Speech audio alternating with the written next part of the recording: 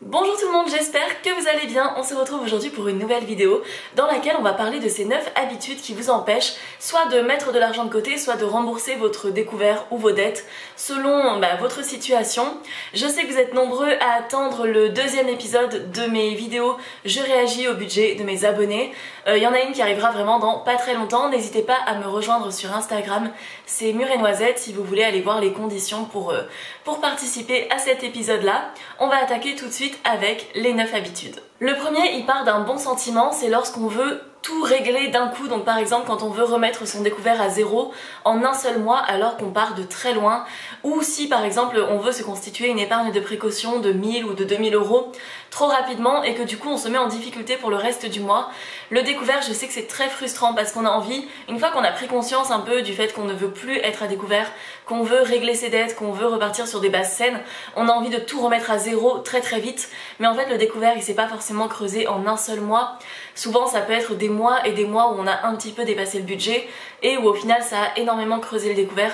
Je sais que c'est frustrant mais idéalement il vaut mieux prévoir un plan sur plusieurs mois. Par exemple se dire qu'on le remonte de 100 ou de 200 euros tous les mois pendant une certaine période plutôt que de se mettre en difficulté à vouloir le rembourser d'un coup et être découragé, parce que c'est surtout ça qui peut arriver, c'est ne pas réussir à le rembourser en un mois et être totalement découragé et du coup totalement arrêté alors qu'on avait prévu de repartir sur des bases saines. Donc je sais que c'est frustrant mais ça peut être bien d'attendre quelques mois, de le faire petit à petit et de repartir de zéro pour enfin commencer à bien épargner et à rembourser ses autres dettes. La deuxième habitude part également d'une bonne intention, mais c'est le fait d'épargner ce qui nous reste à la fin du mois alors qu'on peut le faire en début de mois et on a tendance à beaucoup plus épargner quand on le met directement en début de mois, tout simplement parce que on va venir considérer que cet argent n'est pas disponible pour être dépensé, alors que dès qu'on voit une grosse somme sur notre compte, on peut être beaucoup plus tenté de le dépenser, enfin dès que c'est sur notre compte courant en tout cas. Moi c'est ce que je fais depuis vraiment très très longtemps. Dès que je touche mes revenus, je mets mon argent de côté, après je le dispatche une partie sur notre compte commun puisque toutes nos dépenses communes on les fait à partir de notre compte commun avec mon conjoint.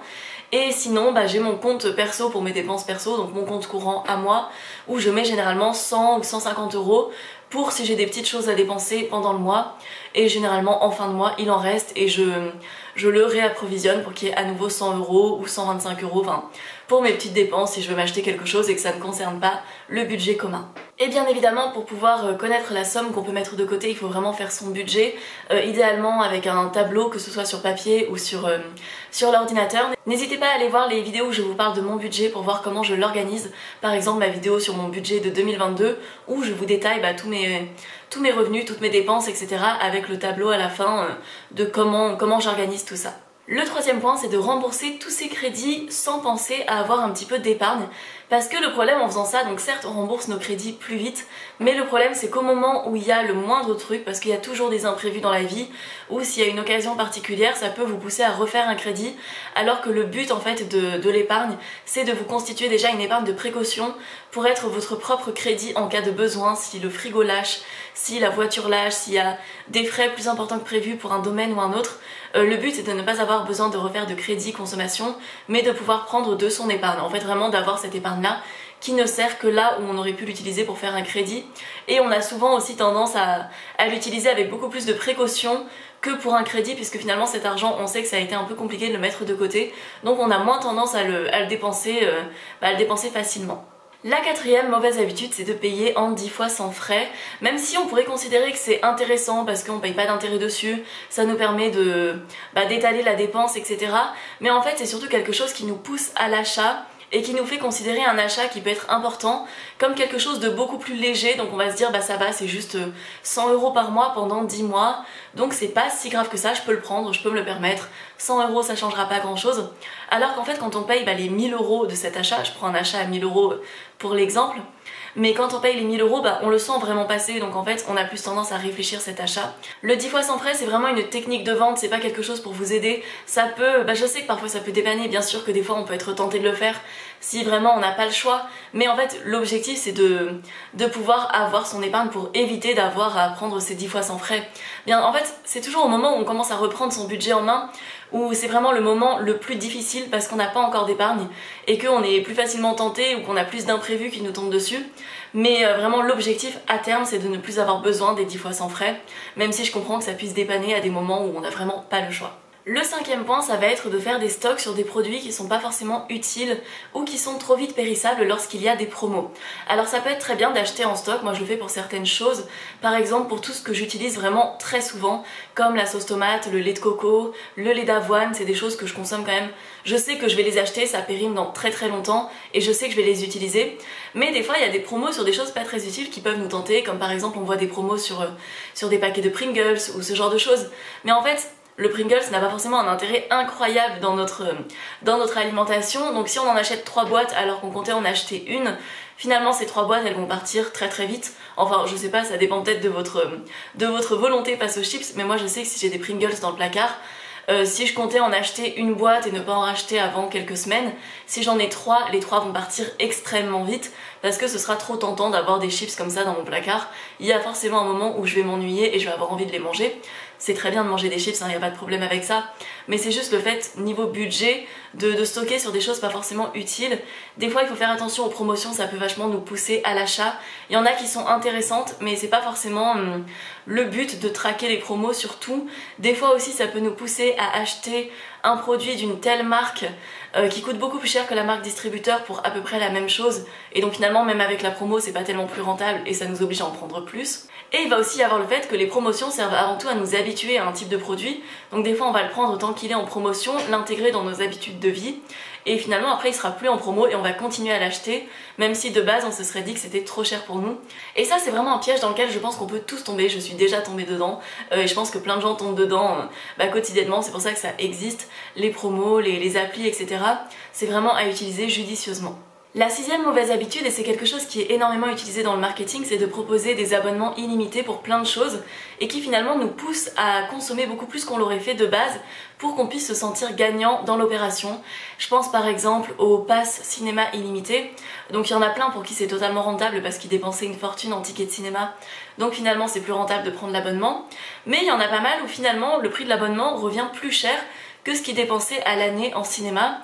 Plus le fait que souvent quand on est au cinéma on peut se sentir tenté de prendre du popcorn, de prendre une boisson, de prendre des bonbons et au final de beaucoup plus consommer, sans parler des fois du fait qu'il n'y a pas de film intéressant à l'affiche en ce moment et qu'on se sent quand même obligé d'aller voir des films qui nous intéressent moyennement juste pour rentabiliser l'abonnement.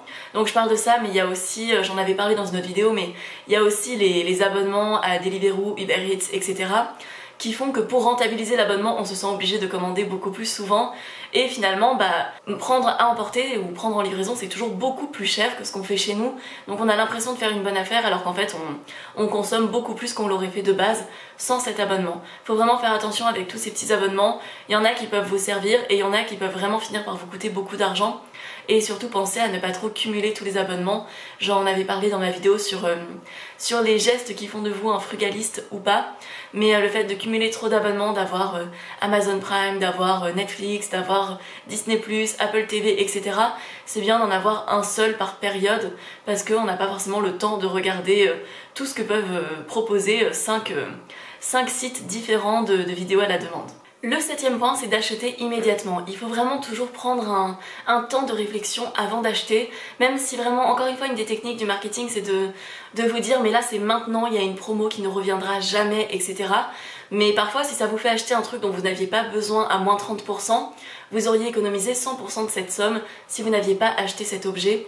Il y a vraiment ce point à prendre en compte, c'est hyper important de toujours réfléchir avant d'acheter, de prendre quelques jours dès que vous voyez quelque chose qui est un petit peu hors budget et vous réfléchissez. Parfois l'envie peut passer au bout de plusieurs jours, faut vraiment un peu réfléchir à ce qu'on veut acheter. Bien sûr c'est pas, je dis pas ça pour tout, enfin vous allez pas faire ça pour du riz ou pour des pâtes, mais pour les achats importants, dès que vous hésitez sur quelque chose, dès qu'il y a aussi des petites escalades de prix où vous avez pour un petit peu plus cher vous avez quelque chose de mieux, mais est-ce que vous avez vraiment besoin du truc mieux avec les options en plus, ou est-ce que le truc de base que vous comptiez acheter il était bien?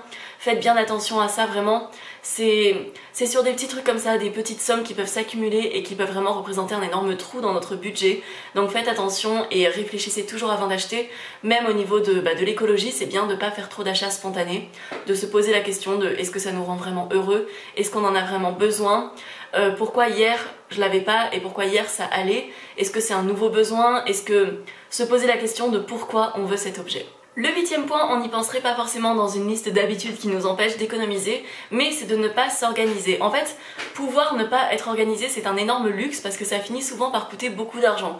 Je pense par exemple quand on part au dernier moment pour aller prendre un train et qu'on le rate, quand finalement on se rend compte qu'on a un bagage en plus et qu'on paye un énorme supplément alors qu'en s'organisant on aurait pu payer moins cher, ou alors tout simplement sur des petites dépenses du quotidien, le fait de prévoir d'aller une journée quelque part et de pas s'emmener de pique-nique en se disant bon bah je verrai peut-être là-bas s'il y a quelque chose alors qu'on aurait pu se faire un sandwich. Encore une fois, si on a le budget, c'est pas grave si on veut juste se faire plaisir et profiter sur place.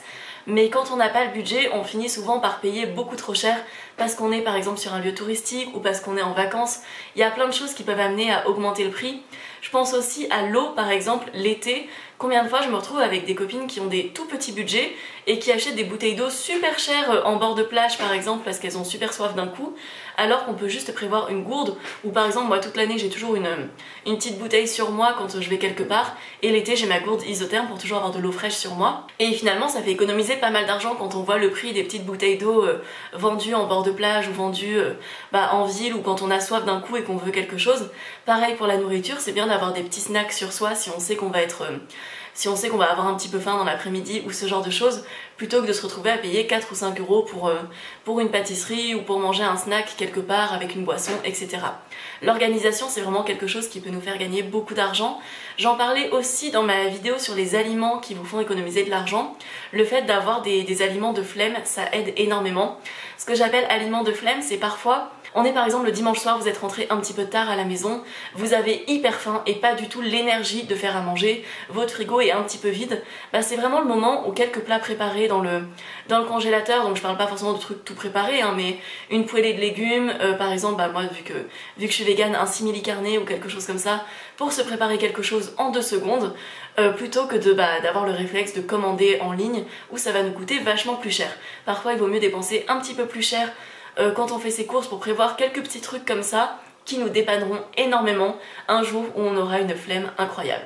La 9e habitude, ça peut être de toujours chercher à payer le moins cher possible, peu importe les différences entre les produits. Donc certes, je suis une personne économe, généralement j'aime pas dépenser beaucoup d'argent si c'est pas justifié, mais il y a des choses sur lesquelles je vais préférer mettre vraiment le prix. Par exemple, je pense à l'électroménager. Il y avait une personne qui avait commenté sur une de mes vidéos en me disant que j'étais une hypocrite parce que je parlais de faire des économies, mais que tout mon électroménager par exemple c'était de la marque Bosch. Mais pourquoi j'ai fait ça? Parce que certes, la marque d'électroménager Bosch coûte plus cher, mais je dis Bosch, mais il y a d'autres marques de bonne qualité aussi. Mais en fait, la qualité tient très bien et finalement, j'ai pas envie d'avoir à changer mon four tous les 2 ans parce que même s'il me coûte 2 fois moins cher, j'ai pas envie, ça va me coûter beaucoup plus cher de devoir le remplacer plus souvent ou d'avoir des problèmes avec. Donc il y a certains points où ça vaut parfois le coup de dépenser un peu plus d'argent. Je pense également aux vêtements. C'est la mode actuellement d'acheter sur Shein, etc. Outre l'impact écologique, c'est quand même des vêtements généralement de mauvaise qualité qui ne tiennent pas longtemps. En quelques lavages, ils sont abîmés.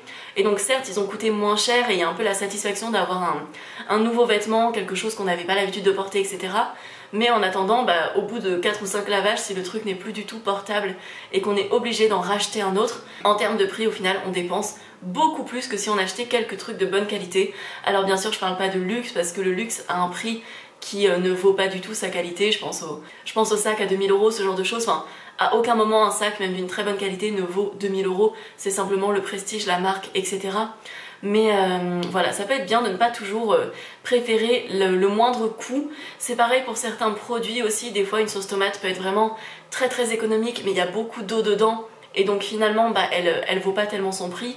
Il y a plein de produits comme ça où parfois il vaut mieux ne pas aller sur le plus cher, mais prendre un petit peu plus pour s'assurer d'une meilleure qualité. C'est tout pour ces 9 habitudes qui peuvent vraiment vous ralentir dans vos économies, dans votre épargne, etc. Le remboursement de vos dettes. J'espère qu'elle pourra vous servir. N'hésitez pas à me dire en commentaire si vous avez été ralenti par certaines habitudes à un moment ou si c'est encore le cas, s'il y a des choses que vous aimeriez changer.